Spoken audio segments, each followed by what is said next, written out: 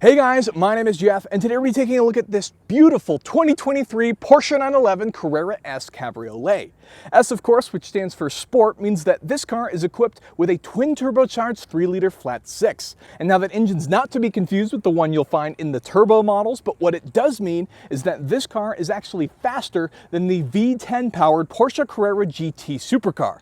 I think that's pretty impressive and worth talking about, along with the fact that this is a 992 911. So, of course, in this video, we'll be talking about the exterior, we'll move on to the interior, the powertrain, and of course, we'll take it for a drive. Okay, some background, and then we'll talk about the exterior. This is a 2023 Porsche 911 Carrera S Cabriolet. Porsche, of course, being the manufacturer, 911 being the model, their crown sports car, and of course, S being the sport model, and then Cabriolet just being Porsche speak, saying that this car is in fact a convertible. Now, this car is a 992 generation, not to be confused with the model name, which is also starts with a 9, and that's 911. The car may look the same to a lot of the untrained eye, but I promise you there are some differences that you can see front and especially the rear of the car that make it stand out, and the nerds will know which one is which. Now, starting with the base price, if you wanted to get into a 992 911 for the base model Carrera, you'd be looking at $114,400. But because this is a cabriolet, especially a Carrera S Cabriolet, this one's going to start around $1,000. But if you don't want the cabriolet, you can get into a coupe version of the Carrera S for a little bit cheaper, around $140,000. So, starting with the exterior, this car is of course finished in white, which is one of the 4 standard color options that are no cost to you when you decide to purchase one of these cars. It's white, black, yellow, and guards red.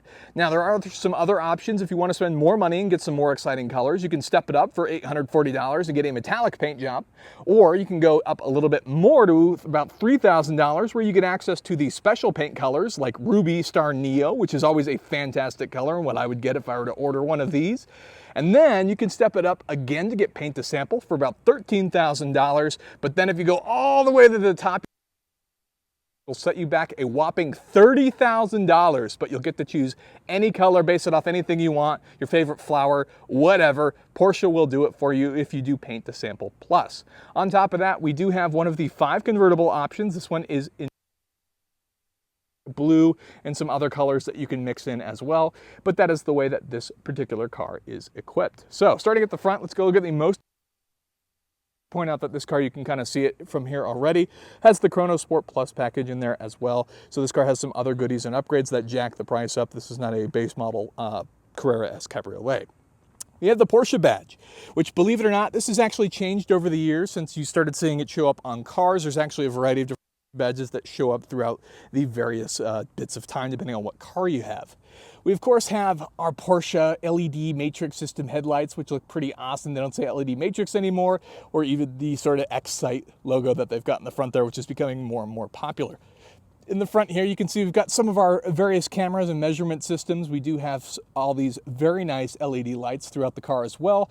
And then we even have a little bit of our black little user, which looks like somebody has done some fair damage to on the car. That's unfortunate. This isn't even that low of a car. You're looking at about 4.8 inches of ground clearance, and I'm surprised that somebody was able to hit it on something. They must have had some issues parking it, but not here. So let's keep talking about the car. Now, this particular car is equipped with the base Carrera S wheels, so these aren't upgraded wheels. These will come standard on the Carrera.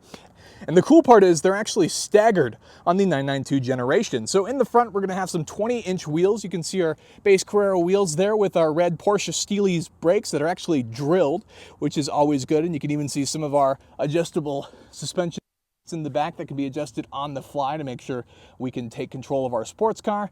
And then in the rear, we actually have 21s, and these are really beefy tires in the back. So you can see that up front, we've actually got 245s. And then in the rear, we have 305s, which are massive. So for reference, some other cars that come with 305s are like the Shelby GT350 for reference.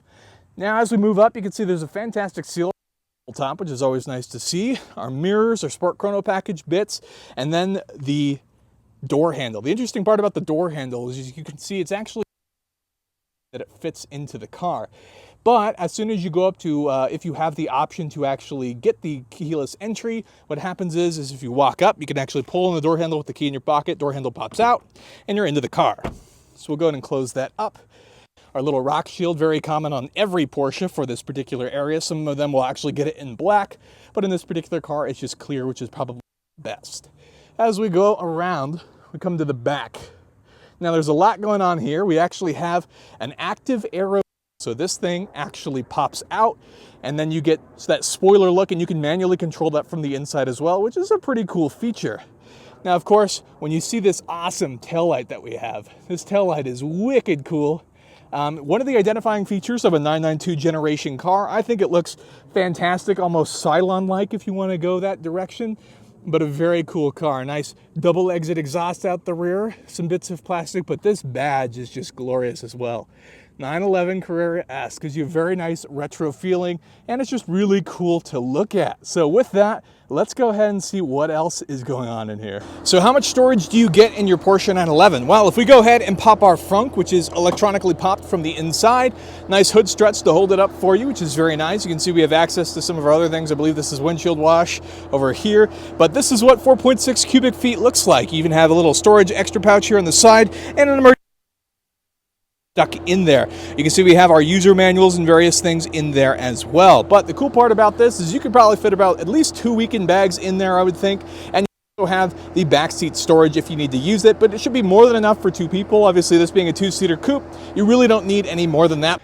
Okay, so now we're on the interior of our 2023 Porsche 911 Carrera S Cabriolet, and sitting in here, you wouldn't even know it was really a convertible with how smooth this top looks. Obviously, it has some brakes for where it folds and a fairly thick rear pillar, but a little latch here as well, but it looks really clean. It feels like a hardtop on the inside, which is very nice, and I got to give them huge props for quality there. Now, as for the seats, you can see that we actually have a black interior, and we have these seats that have some slight bolstering to them, but it's more than you need, I promise, unless you're going to be in extreme circumstances with your convertible. And then we have a perforated center section, which of course is because we actually have heated and ventilated seats, which is a need here in Phoenix, Arizona.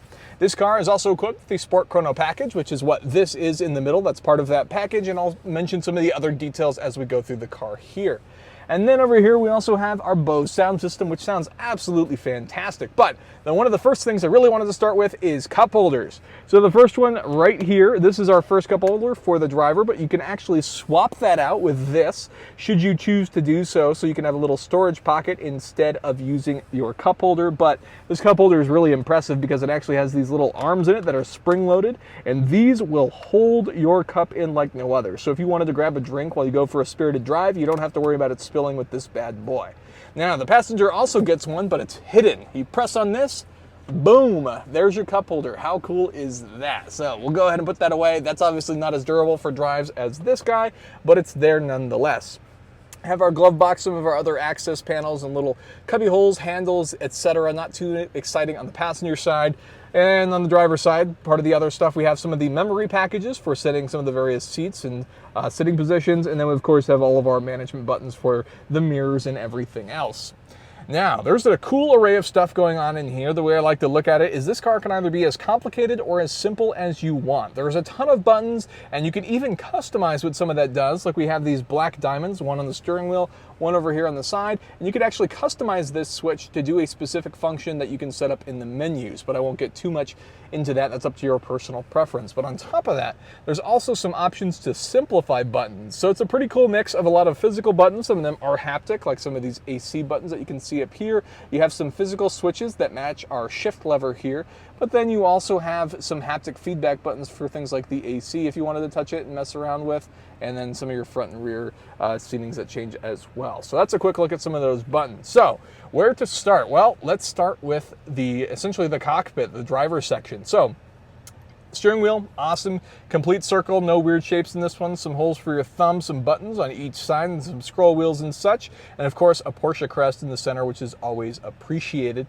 And if we take a look at our left, you can see that we actually have the ignition as well. So this is on the left side, and there's a reason for that. We no longer have a key, it's just a fob. This, you turn to left to turn the car off, turn right and hold to turn the car on, which is pretty cool. But this actually started with the Porsche race cars and started getting implemented into all of the 911s. You won't find this in any of the front engine cars that sort of came out in the 80s or the 914s. None of those will have this. But the 911 has always had this left side ignition, and it comes from the race cars, being that when you ran in and jumped in a 911, the idea was during a race that you could start the car with your left hand and your right hand would be putting the car into gear. But in this case, we have the 8-speed PDK automatic transmission, so we're not necessarily worried about that so much. And of course, we do have our flappy paddles on each side as well, which feel fantastic, nice and stiff, and lightning quick accelerations. Looking at the display here, now the center gauge is obviously our tachometer, and that is an analog gauge in a sense. There are some digital readouts below, like our speed, our gear, and some other lights that can come on. But to the left and to the right are actually some screens. So you can see our speedometer over there is digital, and it also has our mileage and some other information. And then over here are some other screens. Now this one is obviously fully adjustable. We currently have our gas tank and some of our general vehicle information. But if we were to start scrolling through it, first option is our reduced menu. So if we go ahead and click that open, boom, very simple. You know, if you don't want too much, you just want to kind of enjoy the drive, there you go. Nothing too much, nothing crazy. Go ahead and back out of that. And then we have our drive mode. So we have the drive mode selector here, so I can go through Sport, Sport Plus, and get some of the different options. Sport Plus is obviously where you'll find your launch control, which is absolutely insane. It is nothing short of yelling Chewie, punch it, like straight out of Star Wars, and the thing just accelerates into hyperspace. It is the most amazing thing that you can ever put yourself through. I highly recommend it if you ever get the opportunity. On top of that, we have some more. There's our tire pressure for the car as well. You can see we have a G-force if you wanted to take it through some track days and see what you're pulling. And of course the Sport Chrono, so we can start doing our lap timers as well. And then we have a map. I think this is one of the cooler features of the car because the entire car, just like this entire side just expands to be a map. And now you're not looking at the center screen, taking your vision away from what you're doing. It's a lot easier just to look down as the driver and check this out. So a pretty cool thing to do nonetheless, and check out some of the stuff that's going on with your car.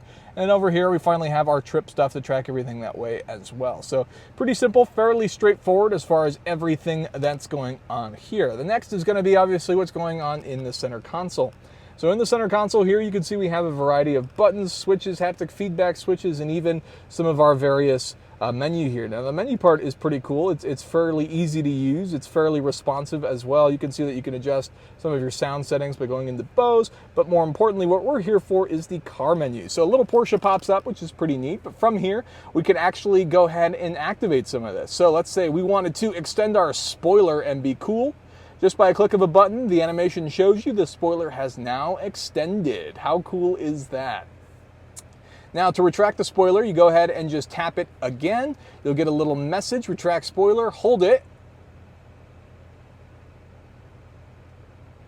Spoiler has been retracted. There you go. Now there's some other things you can do. You can also change the drive mode in here. You can change the sport exhaust system, but below that is also a button for the sport exhaust system. The only difference is when you touch it here, you get the animation. So all it does is it turns the car around, highlights the exhaust, letting you know that the sport exhaust and the valves are open. On top of that, you can see you got the start stop, and then of course we've got the chassis buttons as well, so we can actually switch the car into sport, which is a pretty cool feature. So there you go, that's some of the main bits. You can see we've got some more assistance, trip comfort bits as well, but a pretty cool infotainment system nonetheless. All the AC bits, when these are being haptic buttons, but then we have some physical dials to adjust things as well, which of course we still got a lot of buttons over here to manage a lot of that. And then we have our shifter, which is kind of interesting because you pull it all the way back to put it in drive and then push it all the way forward to put it in reverse. A half effort switch will actually just put the car in neutral. So if you just do that, the car will be in neutral, but then all the way back will be drive, all the way forward, reverse, neutral. So pretty cool. P is for park, fairly standard. And then we have some of our other important buttons here. So if we go ahead and hold this first one, that'll drop our top.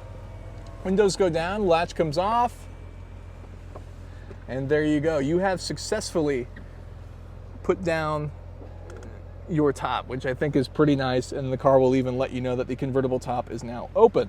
So since it's a fairly hot day, I'll be putting that up shortly, but now you can check it out in all its glory and everything that's going on in here. And while that's down, we should go ahead and point out our back seat, which is not really much of a back seat at all. You can see with it set up for an adult, there's no leg room, but it does make for some extra storage if you need it, and you could potentially fit some people back in there or kids for a short trip if you really needed to make it work. Now, to put the top back up, you go ahead and just grab this button, which is to the right of our original drop button, and the top will come back up.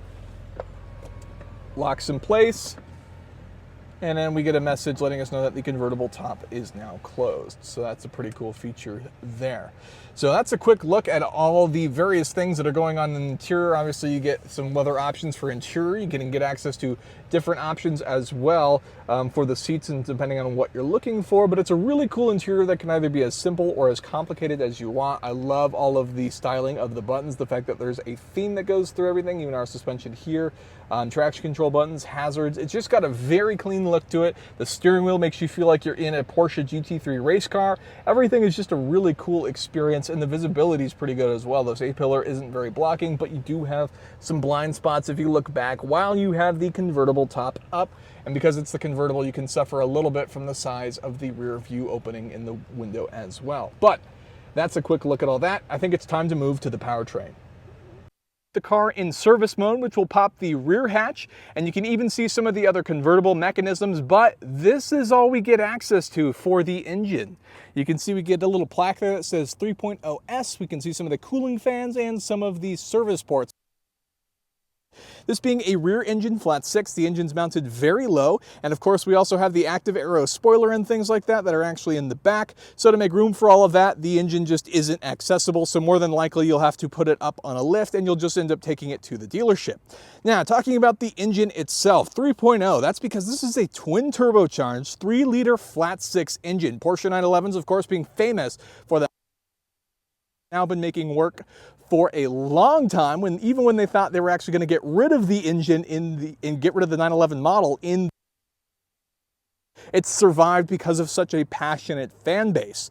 Now, this engine produces 443 horsepower and 390 pound-feet of torque in its. First, we'll listen to the initial soft exhaust, and then we'll open the valves and listen to the sport exhaust.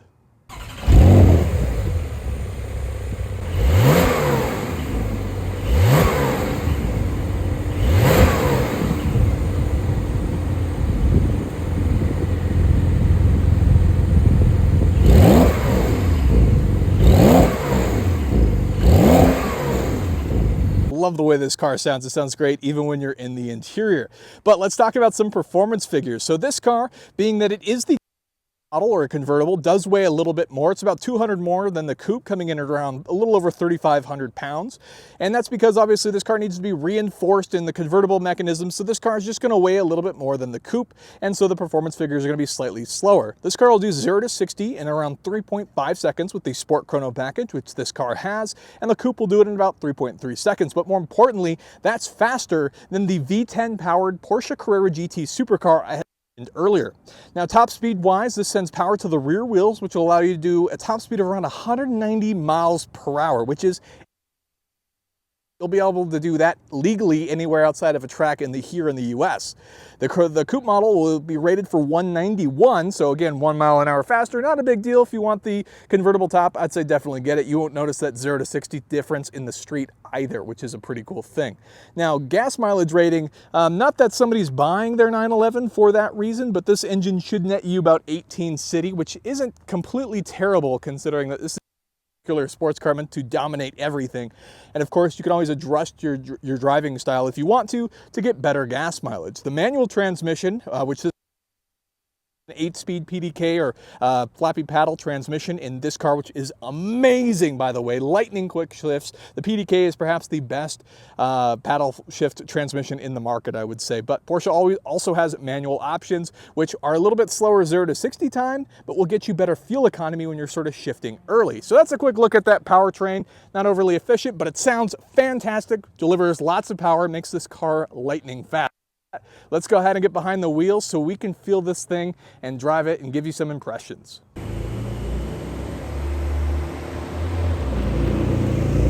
All right, so let's go ahead and take the car for a drive. So I've got the car started already. I'm gonna have the AC on, so you might hear it in the background. Sorry, it's over 107 degrees here currently in Phoenix, but we'll go ahead, put the exhaust on, go ahead and put it in sport, and now we're ready to drive. And I really want you to be able to hear this thing because it makes a ton of cool noises. Obviously, the most important thing from the driving perspective, in my opinion, is going to be how the car sounds. And because this is the Carrera S, what it means is it's going to have that twin turbocharged 3-liter flat 6 I mentioned earlier, and you do hear plenty of turbocharged noises that make the driving experience for this car absolutely incredible. There is nothing better than hearing the boost noises kick in along with the sound of that glorious flat 6.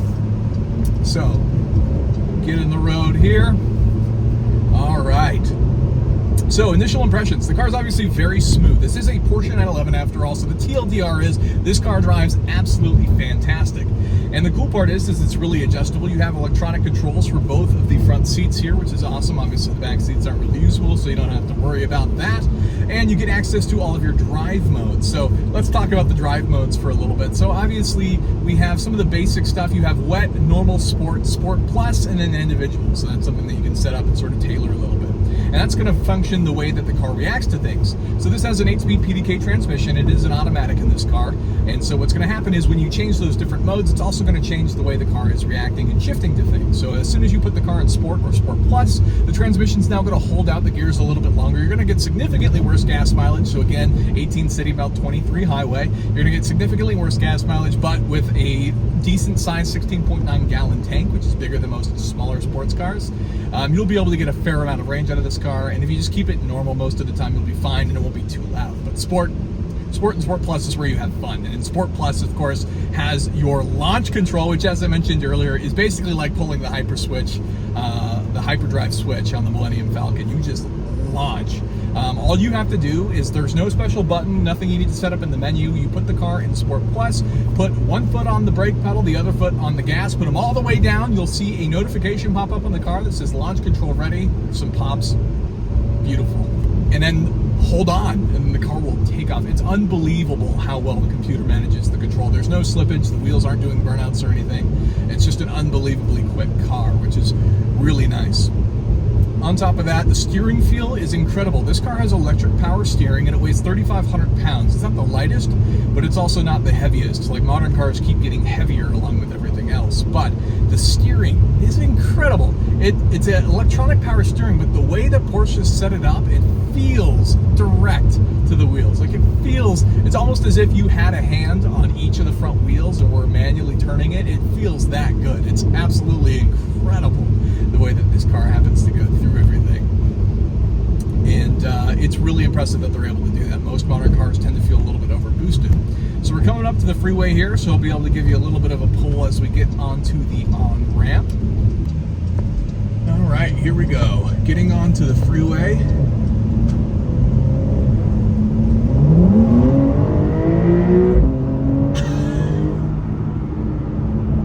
Unbelievable. And just like that, you're at freeway speeds. This car, I think that's perhaps the most dangerous thing that should be pointed out. This car is so fast. Like I said, it's faster than the Porsche Carrera GT Supercar with a V10, that you get to the speed limit sign in, like, in this case, about 3.5 seconds, and then in other cases, it's like a tap on the throttle and you've already hit the speed limit. So this car is insanely fast, more than fast enough to go to any of the legal limits, and, you know, obviously you'll have a ton of fun, but really where it belongs is on twisty roads. And I think the cool part is the way the power steering is it maintains this relatively awesome spread, even at low speeds, that you have fun really at any speed. It's basically one of the best driving experiences you can get. The downside of that is obviously this being a Porsche 911, unfortunately they've been getting expensive and more expensive every year. So if you can't afford one of these, then the next best option would be to pick a Miata. That's the most comparable experience. It's one of those things that, like, you're always giggling when you drive it. And so that's all I could really compare it to is a Miata. If you can't afford one of these, that's what I would suggest. But if you can't afford one of these, there is nothing quite like a Porsche 911. This is peak performance sports car. This one is just such a ton of fun. You know, with the convertible top, I like it quite a bit. Obviously, you have some advantages by choosing to go with the coupe, or if you choose to go with a manual transmission, you have some advantages that way too. It's in terms of gas mileage, you get the different driving response, but here's the upside. So really nobody can blame you for picking the automatic transmission, because the fact of the matter is the PDK transmission that Porsche has is the best automatic transmission in the game. No ifs, ands, or buts. The 8-speed shifts lightning quick. It feels incredibly robust and responsive, and just all the shifting noises that the engine makes with the PDK, it's fantastic. Nobody can blame you, especially if you want to just have fun on curvy roads. If you're maybe doing track days, you should get the PDK because it's ultimately just going to be faster than the manual. That being said, if you just want the driving enjoyment, you want to take it around curvy roads around lakes and just casually drive it, then get the manual, because ultimately you'll probably get more driving engagement from them. So that's something important to keep in mind. But this is just such a fantastic experience, and the immediate sense of passion and engineering quality that you get when you get into a car like this, it's clear from the way that everything functions, the way everything's designed in this car, that there's a lot of passion that goes into building these cars. The people involved on the Porsche performance side put a lot of time and thought into this, and it's very clear, which has to do with some of the price as well. But it's just such a great experience. If you ever get the opportunity, you can't pass up one of these cars. They're just the best thing on the planet, honestly. It's just, unfortunately, they're behind that paywall. But if you can get it, it's such a big benefit.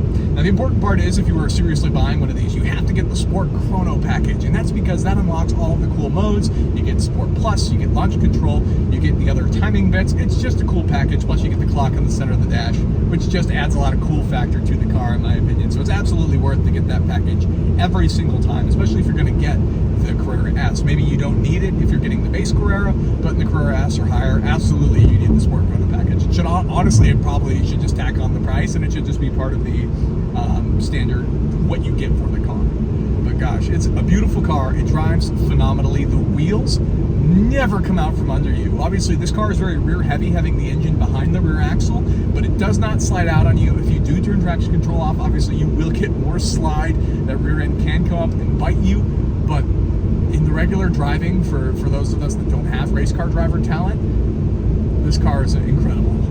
Just everything that's managed. It's a ton of fun, which obviously I can tell you how I feel about the car. I think it's comfortable, it drives well, visibility is great, except for kind of out the back. There's obviously some blind spots created by these pillars, but with the top down, it's fantastic visibility, obviously, with the roof. So ultimately, there you go. That's just my quick take on the car. Hopefully you guys enjoyed it. If you did, you can drop a like. I'd really appreciate it. And of course, comment below. Let me know down below what you think. Maybe if you've purchased a car, if you own a 911 or any other Porsche. I also have a 944 that I love dearly. Let me know down below. And of course, if you could please get subscribed for more content like this in the future, I'd really appreciate it. With that, thank you so much for watching, and I'll see you guys next time.